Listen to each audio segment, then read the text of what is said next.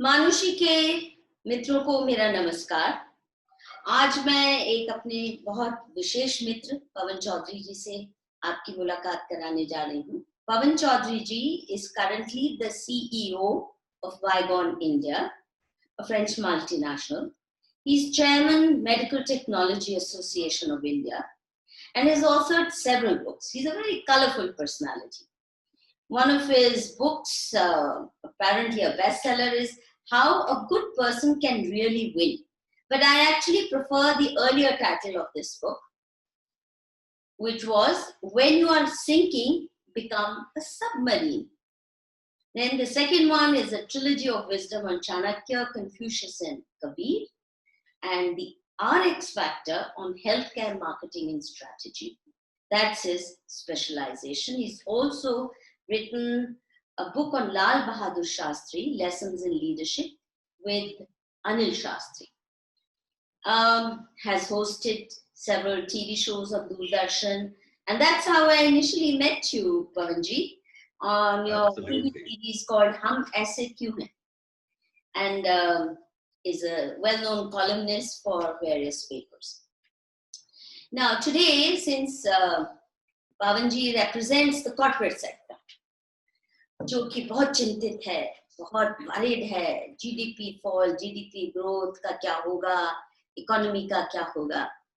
I am convinced Pavanji has a different take on it, or at least slightly, not a doomsday scenario. So let's start with your assessment of the socio-economic scenario in the coming decades on account of the corona pandemic. Are we going to witness a totally different world, or is it going to be much of the same with small amendments and small adjustments? So, all yours now. Great, Madhuji. It's a big pleasure to be with you. And I feel if one has to look at the crystal ball, he has to borrow illumination from the past. And then we can attempt to humbly look at what the future may unfold. So to borrow illumination from the past, we have to look at how pandemics changed us before. So there are certain signature changes which come during a pandemic or after it. Let us look at Black Death. When Black Death came, it altered the socio-political, the socio-economic structure of the society because it killed a lot of farm workers. This demographic correction improved their bargaining power. And this demographic correction also reduced the load on grains. Otherwise, if the entire fields which were there, they were used to grow grains. You're talking about Europe. Now because, sorry? And right in assuming you're talking of Europe? Europe, yeah. You're not talking right. Yeah. I think our viewers need to understand that happened as in Europe. Yeah, it happened in Europe, yeah. And what happened is emblematic of changes which happened in many other countries during pandemics, as you will see when I finish this part of the conversation. So this change allowed space for growing of cash crops. So cash crops made the society wealthier actually, and lot of export and import started, because of which lot of best practices from Italy moved to the rest of the European continent. So conspicuous consumption was frowned upon. Even the height of the heels which ladies could wear were limited. You know, there were norms set around that. The use of lead, which was used to make expensive pottery, that came down. So lot of changes happened. And No, I if mean, I was to, like height of heels being reduced. yeah, Women height of heels was their, reduced. their heels and Yeah, their feet, and then also mess up their minds wearing those high heel sandals. So, absolutely. So and somewhere, then they're back to it, huh? With a vengeance. somewhere, somewhere pandemics make us more sane also. So that was a sane impact of, let me say, that pandemic, Black Death. What did of Black Death. height of heels have to do with Black Death? No, height of heels was, that means all kinds of conspicuous consumption after Black Death was frowned upon. Okay. One of the luxuries that time was the high heeled sandals, which also the society decided that we will not allow more than this much heel. Let us not flaunt our wealth anymore. Let us not apportion our wealth into luxury. That will be a very good outcome if it happens as a fallout of Corona, because I think our society also had gotten into very vulgar consumption and austerity. Absolutely. And I can bravely say that because my wife doesn't wear high heels, so I have the permission to endorse your opinion on this, Madhuji. That's on a But lighter note. also, those very grossly extravagant marriages, parties, pubs, wining, dining, forever pursuit of pleasure through consumption and no other means. I really think that if that goes, it'll be a very, very healthy changeover. I look forward to that more saner world. The world I grew up in as a child, to me, was far saner. This is madness, Wow. what we were living. Sure. Sure.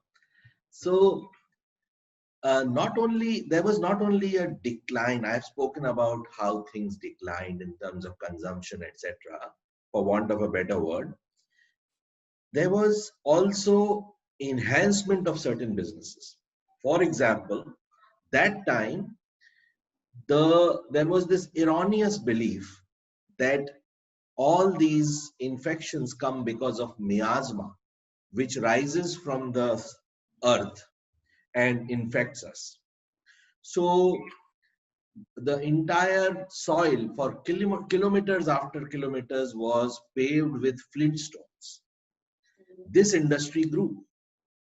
Similarly, if you look at the bubonic plague, when it was identified that rat is the culprit, then entire real estate industry changed and grew because foundations changed, drain pipes designs changed, and the scaffoldings changed, and so on. Even today's, you will see your backdrop is also white, and so is mine. And this takes inspiration somewhere from the tuberculosis, because tuberculosis brought in these light-filled sanatoriums, which and the bathrooms and all which we have, which have glazed, easy to wipe, clean tiles. You're talking of European history as though it's so close to your heart. I No, no, don't no. relate to it as my history. Okay. We went Let through. me let, We didn't let go me through. What we went through were hideous famines caused by the British.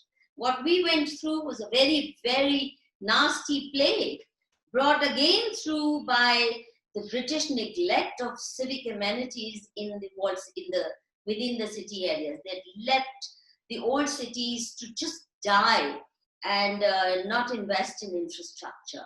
So I don't know whether we were allowed to even learn any lessons from those pandemics, because we were colonial subjects and nobody cared. The British didn't care how many of us died. All they wanted was that their civil lines areas and their cantonments stay safe. So those plagues and those pandemics, I'm afraid, don't relate to so most I Indians. will let me bring you closer to home then. In 1918, when the Spanish flu came, all over the world, there was another socio-political power equation which changed. the nurses grew in power. In India also. Why? Because the doctors now were not so brave or so sacrificing to go near the patients. So nurses grew in power worldwide. If you will remember this entire change, it went towards the non-commercial side, and worldwide the women's suffrage movement, adult suffrage movement picked up because of this power equation change. So the point which I'm making is that plagues really change us. What applies to, I have given you examples from all over the world, including India now. And if you will see in India today, there are a lot of industries which are going down because of the plague, but there are some industries which are coming up also. Okay, so let's For example, up industries. The good news first. The good news, okay. So healthcare and medical devices right now is stung, but it will come up. Online gaming and entertainment is coming up. Personal care, hygiene and personal care, food processing, e-commerce, domestic manufacturing, edtech, all these are going to come up. The ones which are going down are tourism and aviation, oil, hospitality, automotives, poultry, and newspapers. Newspapers and poultry may be going down because more of a fake news.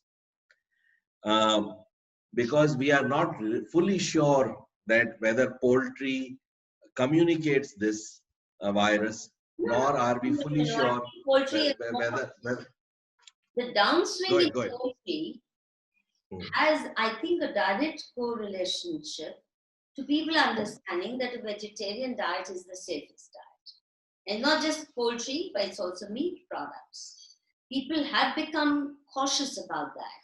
And so the millennia-old ancient Hindu wisdom is now asserting itself that the best diet is a balanced vegetarian diet, and that too, an Indian home-cooked meal, that thali that our nanis and dadis parosod for us, with every possible ingredient, and it's also very therapeutic, this Indian spices. So, and you talked about the healthcare industry going up.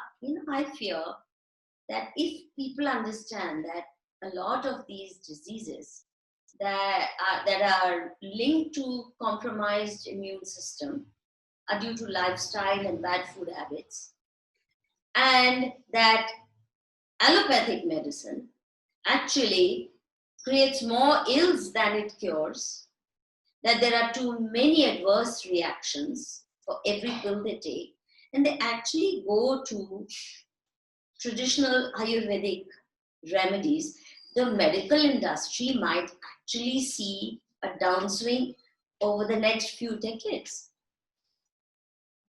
In my view, Madhuji, I'm a little more ambivalent about this. I fully understand and I fully endorse the use of naturopathy in many areas.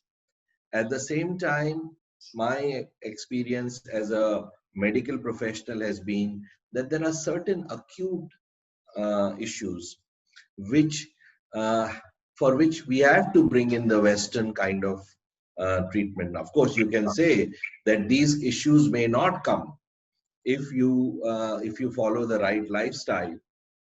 However, the disease is not only a part of your life, what kind of food you've had, how regimented you've been. It is also a matter of what the environment suddenly brings.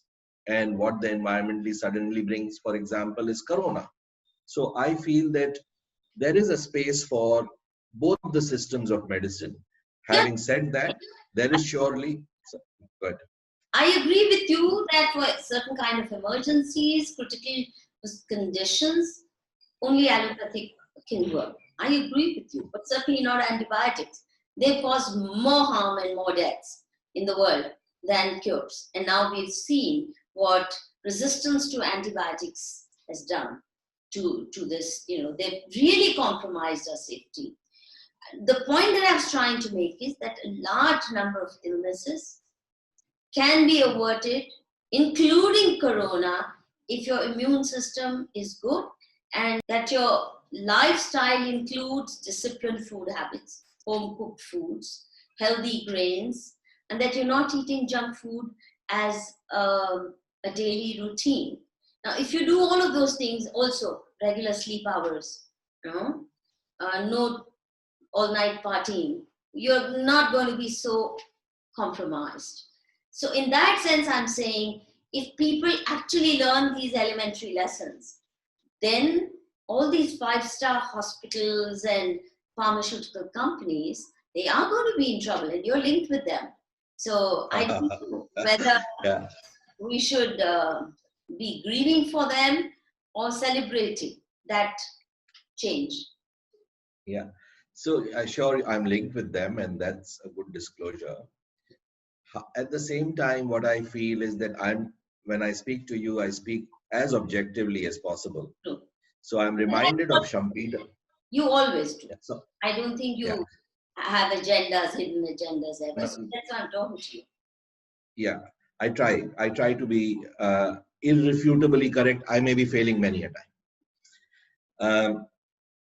Many times I may be failing. So the point which I was reminded when you said, when you spoke that very eloquently, of Schumacher. Now, E.F. Schumacher is one of the greatest economists, and he has spoken about Buddhist economics. And he says that there should be a balance between materialist heedlessness and traditionalist immobility. And he came out with this concept that you consume less and try to attain greater happiness and enlightenment through this less consumption, on the lines which you spoke of. And very interesting thing happened.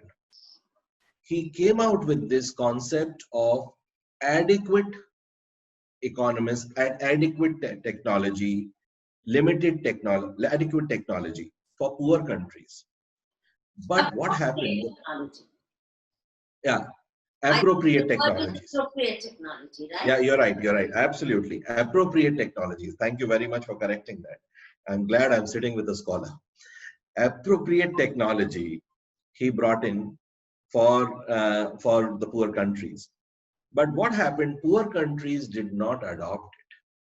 They felt that that appropriate technology was a euphemism for poor technology for poor people. Yes, you're right.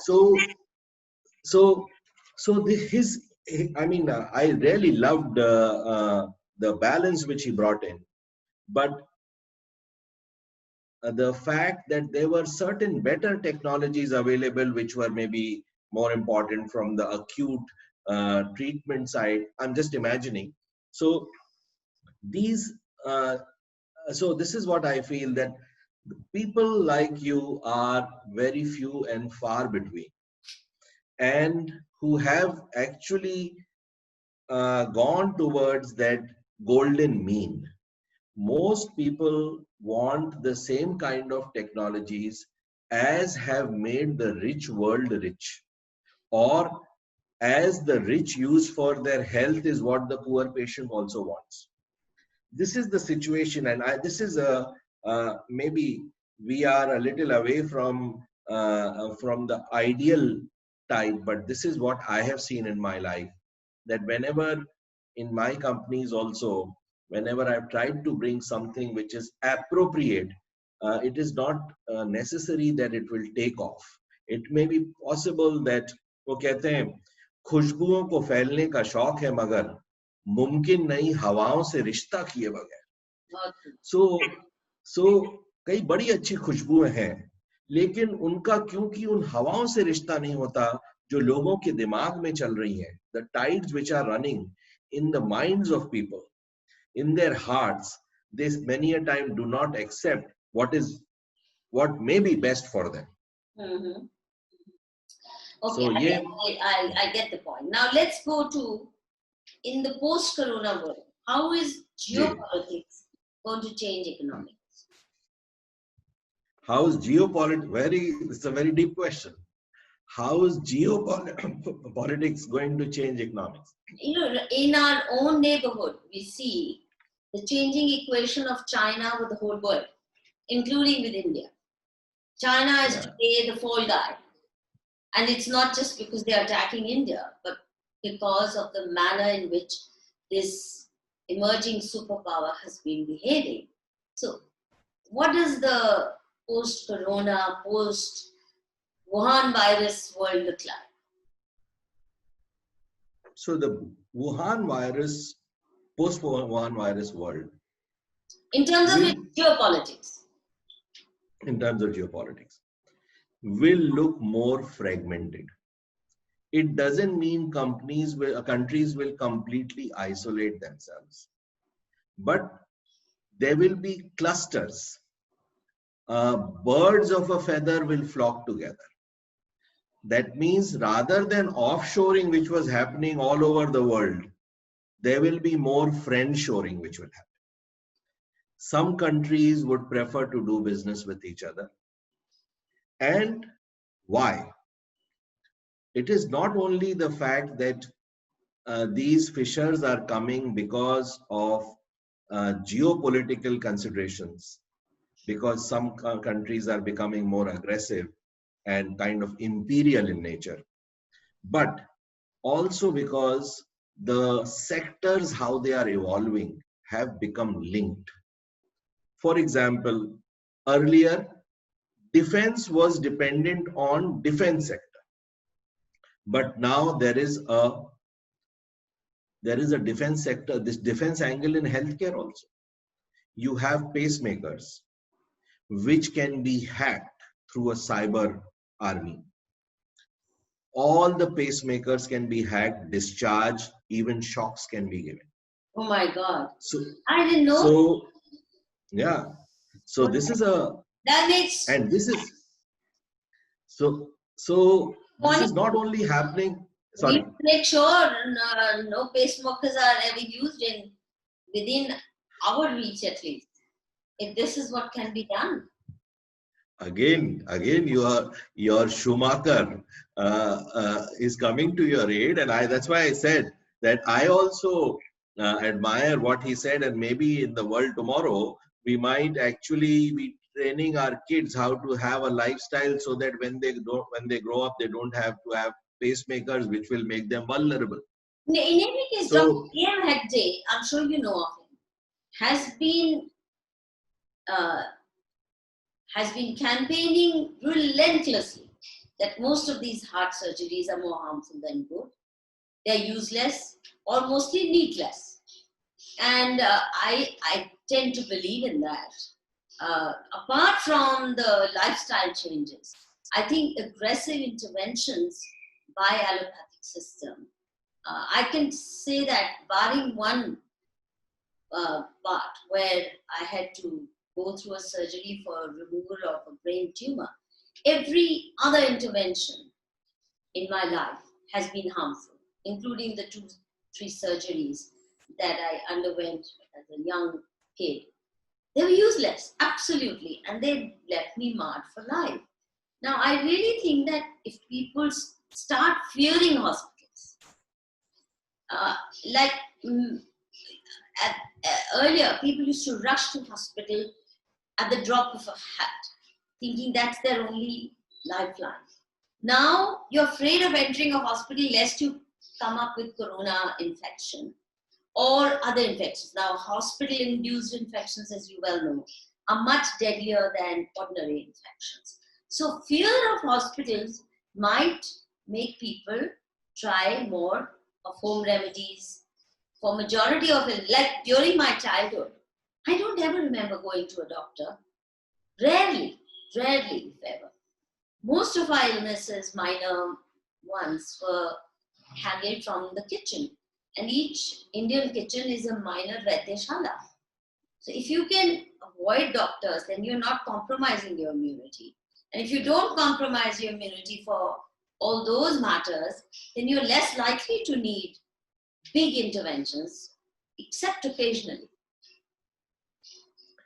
Well, as I said, I made my point on this earlier, Coming to the great question which you raised regarding geopolitics affecting economics, let us look at energy. It's not only in healthcare.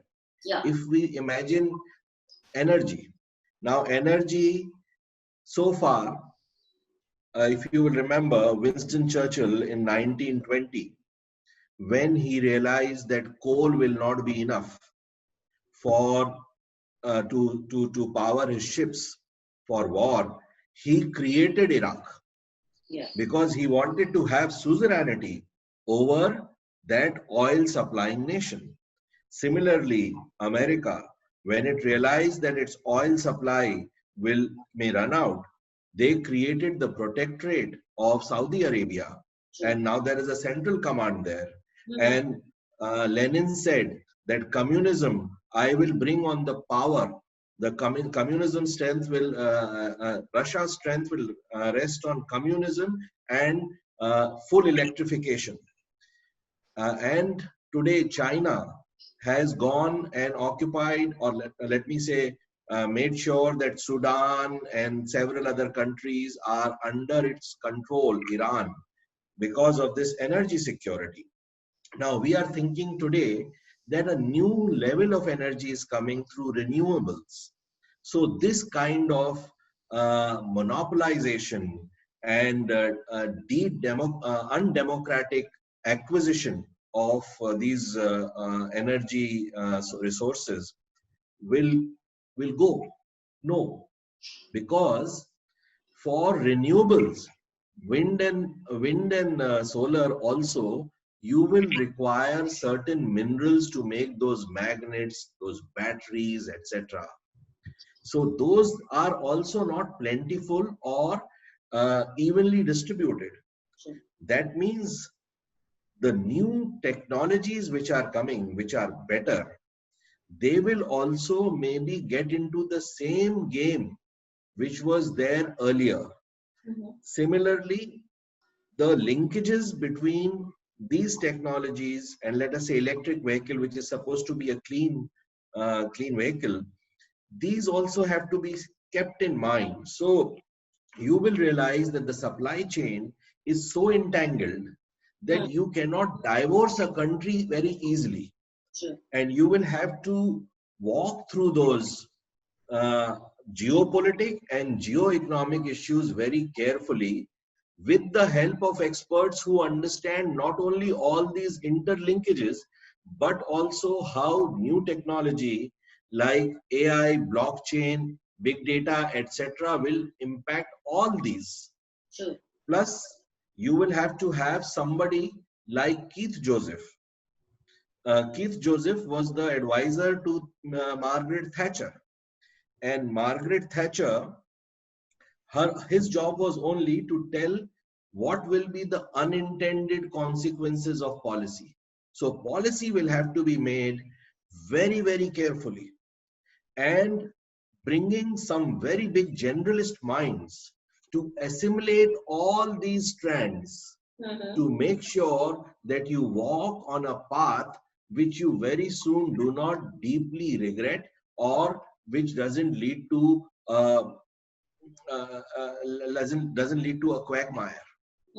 So this is how things are going to change in a very dramatic way. So far, because of globalization, we did not realize that our entire entire economy has got so badly connected with the rest of the world that it will be difficult to disengage. Yeah, but we also put ourselves in very vulnerable positions, especially with regard to China.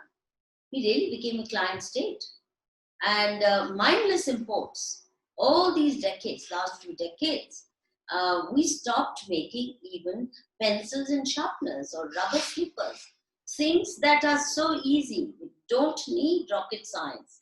We abandoned it all and we just brought in cheap imports. In fact, I found shopping a nightmare because if I walk into a shop, I was from very early on determined not to let Chinese products into the house.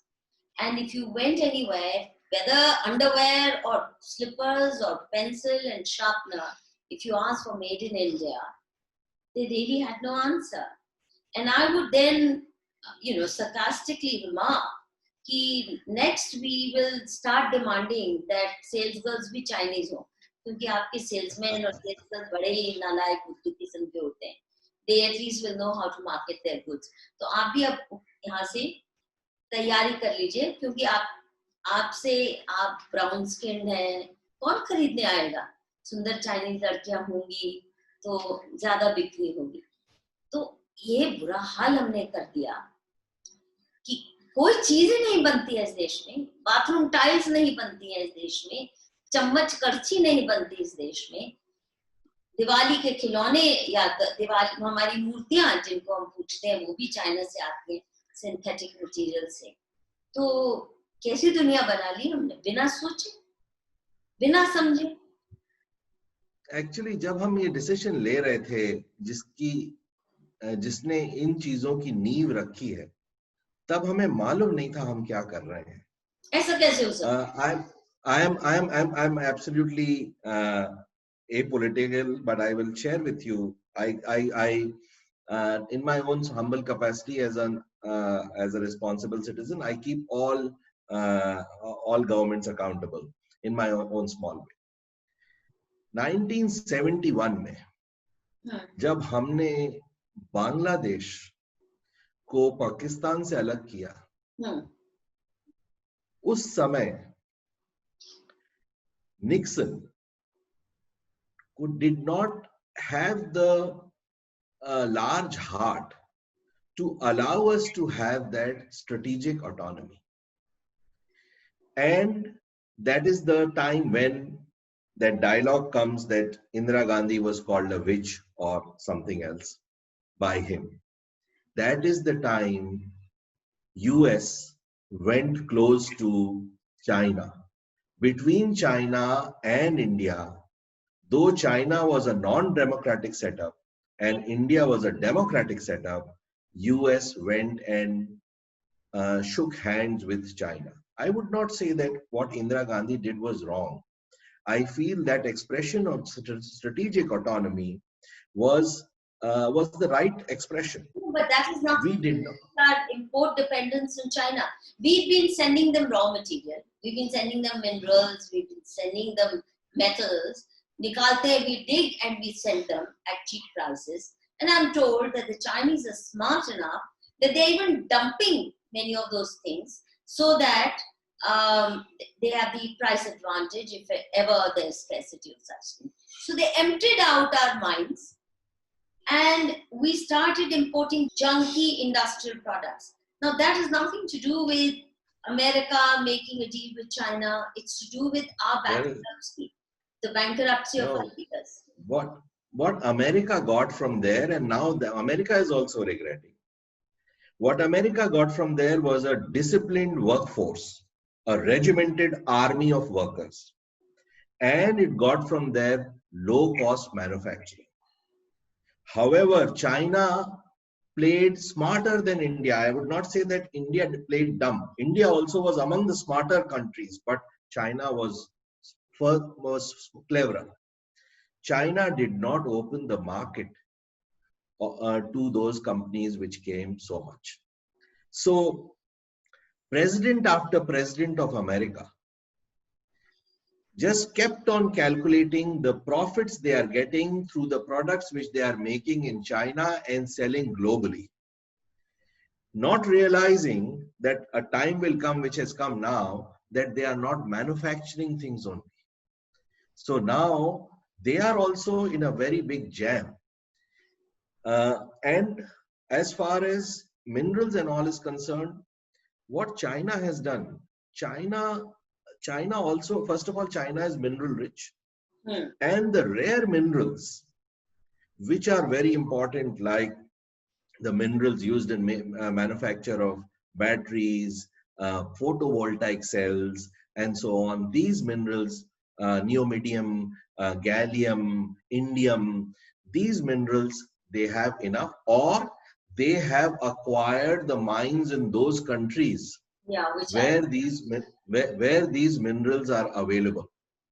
So they have, secondly, they have also understood that when a mineral supply goes down, uh, first of all, this reservoir of mineral, these tallies have to be updated. For example, about in 1950s, we imagined or we calculated there are 100 million tons of copper left in the world. But since then till date, we have mined 339 million tons. So where did the rest come from? Rest was already there. It was the reservoir, not the reserve. And we found new technologies to extract mineral, not as a sulfide, but as an oxide. Similarly, aluminium. In the manufacture of aluminium, cryolite was required. Cryolite is extinct now. We have run out of cryolite, but better and better aluminium is getting made. So they are not only depending on resources, they are also doing a lot of research to find substitutes to what may run out. So what are we doing? See, they're doing all the right things themselves. What are we doing? We're bankrupting ourselves. We have lost the capacity to manufacture the simplest of daily use items. Even Bangladesh is doing better. It's become a major textile manufacturing hub. If you go anywhere in Europe or America, all their big stores are filled with made in Bangladesh stuff. And made in India stuff is only in those little ethnic stores where you get all the hippie clothes, cheap lehengas and ghagras and skirts. I mean, you feel embarrassed. You feel embarrassed. What are we up to? So is this going to change now that people have realized it can hit? I mean, this Make in India, be vocal about local, is it actually going to have the desired impact? Are we going to have policies that back up that slogan?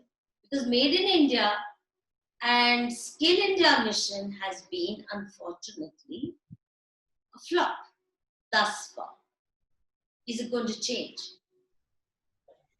So our policies have to be more thorough. We have to understand that there will be a thin layer of globalization, yes, under which you will get the room to maneuver for localization as well as handling national politics, because there is a trilemma which this world is facing today. The trilemma is how to balance the global supply chains, national self-determination, and democracy. So this thin layer of globalization will give you the room to maneuver in the other areas which I spoke of, where your economy can continue moving without shrinking your politics. So that balance has to be obtained. Secondly, very thorough policies have to be brought in. And this is why I bring Thatcher's example. Margaret Thatcher, she was a chemist. And with her chemist training as a chemist and also as a lawyer, made her very thorough. Her cases were watertight. And she was known as, she got the moniker forensic, and she loved it.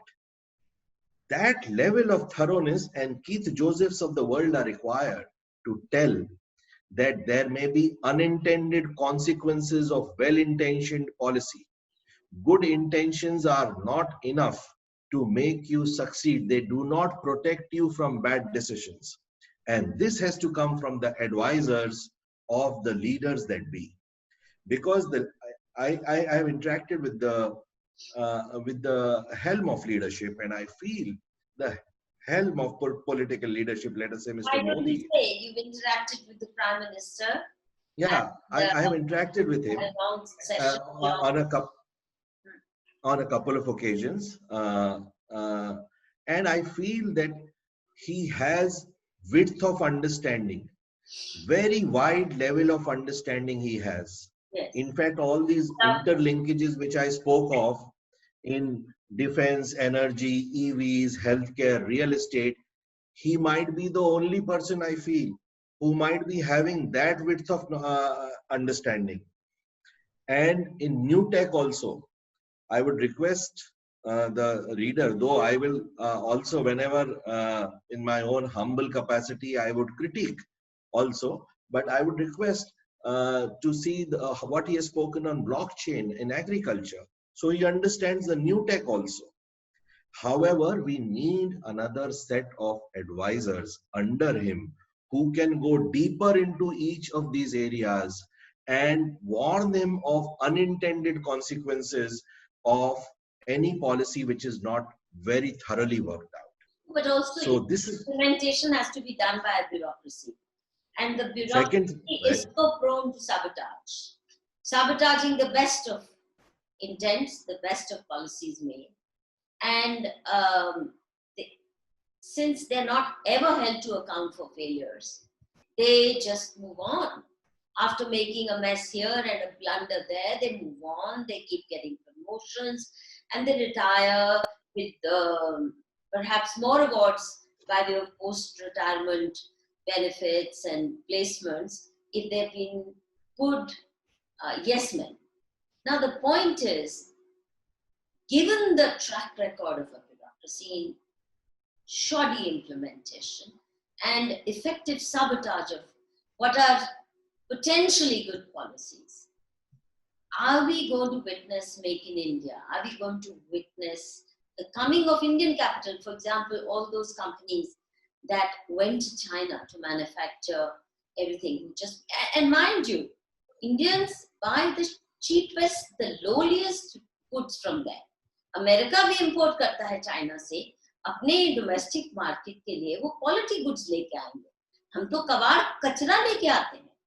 और वो जो mindset बन गया है कि वहां से import करो, यहाँ पे बेचो और सिर्फ दलाल बन के जियो, ये खत्म होने को दिखता है. Because I don't see many people having returned, those who set up bases in Singapore or in Dubai or in China for manufacturing or in other countries.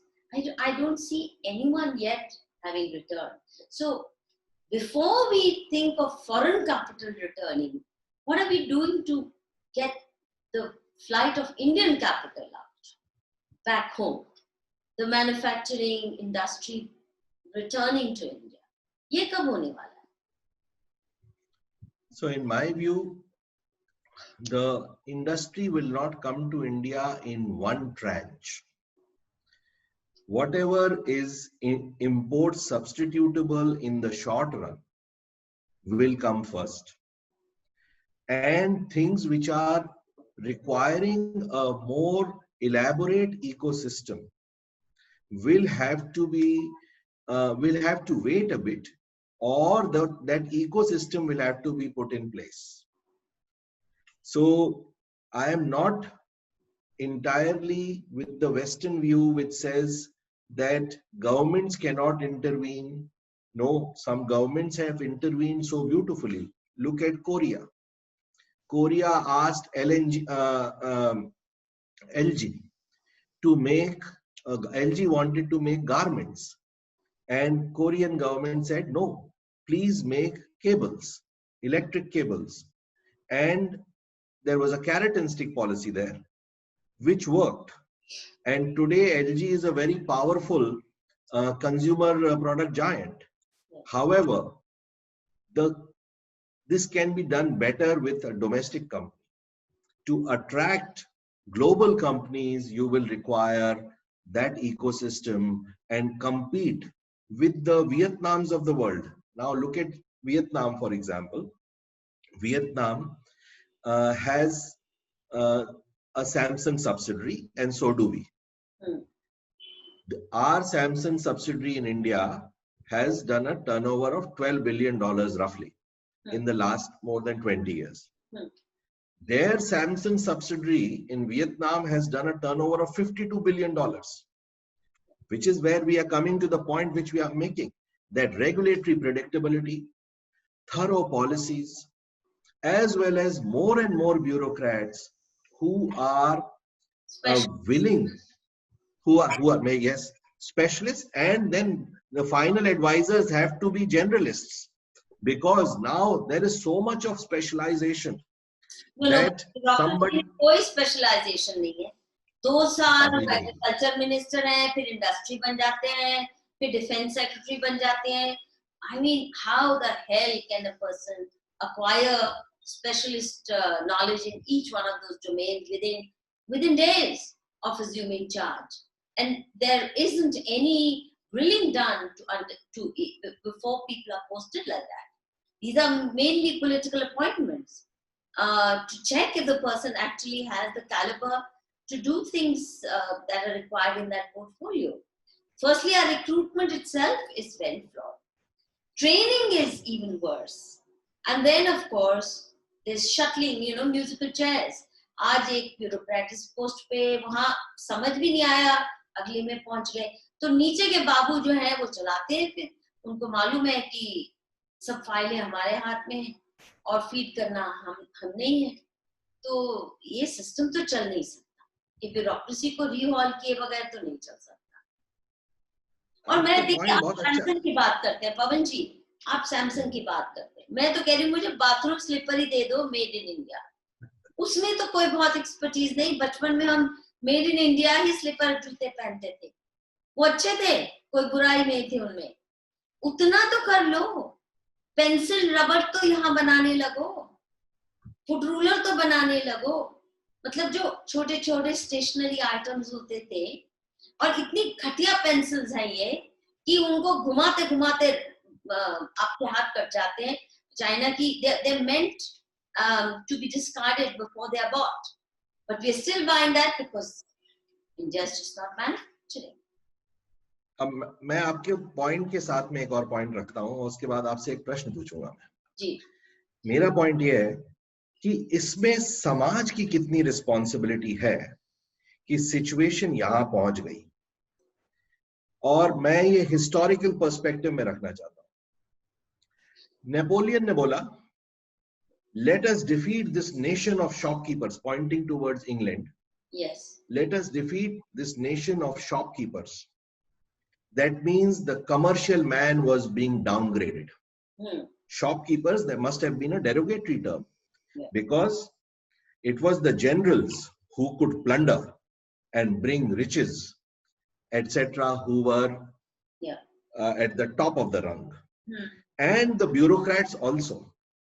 In China also, and so in India, bureaucracy was seen as a rent-seeking opportunity where you will get a lot of respect, and you will get also, if you are corrupt, you will also get money. So the whole society was looking upwards towards the bureaucracy. The businessman who was, because the martial man was the big man, and then there was the administrative man. Businessman was considered, what is he bringing? But over some years, the equation in the last 20 years is changing. In the last 20 years, the world of commerce has given a place to the businessman on the table. The world has not given the throne or the crown to him. The throne or the crown are with these people only, but it has given some kind of respectability to the businessman also, that he is adding value, is bringing jobs, etc. But how many of us, and that's my question to you, how many of us would call a person like me, rather than the chief secretary of the state, for inaugurating something? We would not. That means the society also needs to understand that I'm not talking about myself, I'm just saying any other businessman who's brought a lot of jobs, etc. Yeah, but you see, you have to have public spirited businessmen in order for them to become public celebrities. If you have rogues in business, if your industrialists are callous, they're not really socially responsible, then they can't. I mean, anytime an industrialist has shown the acumen to act in socially responsible ways, then the person has been celebrated. I mean, the old Tata, for example, because it was believed that the House of Tatas maintained certain standards. So they did get, but not anymore, because now Tata is indistinguishable from any other business house. So, in my view, is the bureaucrat or the politician who you are inviting?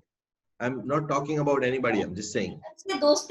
Are you running them through the same metric which you are using to evaluate the businessman? The point which I'm making. हाथ जोड़ के बगैर कुछ होता नहीं है. आपने college ये बात है. आपने अस्पताल शुरू करना है, आपने कुछ सांस भी लेना है, तो जी हजूरी करनी पड़ती है लोगों को. इसलिए ये बात है. तो आने वाले टाइम में इनलाइटेंड लीडर्स और आएंगे या करंट लीडर्स और भी इनलाइटेंड होंगे, तो वो इंश्योर करेंगे कि ब्यूरोक्रेसी और पॉलिटिशियन भी उन बिजनेसमैन को जगह दे जिनको जो कुछ ला रहे हैं सोसाइटी के लिए या जो कुछ नया डायरेक्शन सेट कर रहे हैं, उनको उतनी ही जगह दे जितनी उनके पास खुद है. आने वाले टाइम, ये टाइम आने वाला है मधु जी, और वो टाइम एडमिनिस्ट्रेटिव रिफॉर्म्स को लाने में मदद करेगा, क्योंकि अलग अलग लोगों की सोचें मिलेंगी और जिससे जो वेल मीनिंग ब्यूरोक्रेट है वो अपनी सोच उन कंस्ट्रक्टिव लोगों से मिला के कुछ नया करने की कोशिश करेंगे. और ये अनिवार्य हो जाएगा कुछ टाइम बाद, क्योंकि ये जो कोरोना पैंडेमिक आया है इसके कारण अभी बहुत स्ट्रेस बढ़ने वाला है. There will be no other way but to make in India. There will be no other way but to fight for India. Whether a global company makes in India or a domestic company makes in India is another thing. But this is what I am anticipating. It is happening already, and I hope it can be speeded up. तो इसका मतलब CII और FICCI भी थोड़ी जी हजूरी कम करें. आप कह रहे थे ना कि समाज बुलाता नहीं है. CII और FICCI किसको बुलाते हैं? या आपके बिजनेस चेंबर्स किसको बुलाते हैं? और कैसे चमचागिरी करते हैं? मतलब उन मीटिंग्स में कभी कभार गलती से कोई पहुंच जाए तो मुझे तो उल्टी आती है जैसी जैसी बातें सुनने को मिलती हैं. They don't stand with their spine erect, and if only our business houses started doing that, which is not align themselves to this or that political party, not become slaves of this or that political party, but act as a concerted lobby to set things right, to create a proper ecosystem. And if they actually led society in that endeavor, I'm sure the politician will have to change. Excellent point you've made. You have said that businessmen are themselves lowering down the executive norms of behavior, and because of which any self-respecting businessman who would like to put points forward and who is not in the rent-seeking game at all has to follow the same lowered down executive norms of behavior as the others. Yes. So some level of executive norms of behavior the associations should surely put, that you will not behave in a way which is non-dignified or groveling. At the same time, the enlightened bureaucrat and the enlightened politician also will understand, and he should also not go towards trying to observe a protocol which is not dignified for the other person. No, but you have a very good point. No, the main point I'd like to make to you as a representative of the corporate sector, that one is thus far seen each business house lobby for its own partisan interest. That's it. Humko ye concession de do. Kill the rival, but give me something special. And that's how they define their relationship to the regime. And those who, let's say, got XYZ benefits from, say, the Congress regime, then stay loyal there and will continue battling on their behalf simply because they got, out of the way benefits from a particular regime.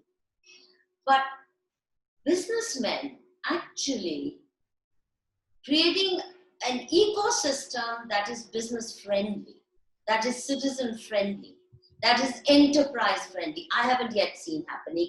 Just as within the medical establishment, I have never seen our doctors lead the way for medical reform, battle medical malpractice in the way that Thai doctors did. Mind you, today Thailand boasts of one of the best medical healthcare systems. Why? Because their leading doctors, allopathic doctors, actually paved the way for very far-reaching reforms and brought in that integrated healthcare system that includes traditional Thai medicines, the equivalent of our Ayurveda, with the modern system that their doctors did. Our medical establishments are like mafias. They will protect malpractices. They will protect everything that's wrong with all the power, but not fight for a healthy ecosystem for the health sector to flourish and follow ethical policies. I'm saying the business community needs to lead the way. It can, and I hope you will be among the voices that does so within your own biradari. With these, Pavanji, with these hopeful words, we'll conclude this episode. We'll talk to you on many more issues in times to come.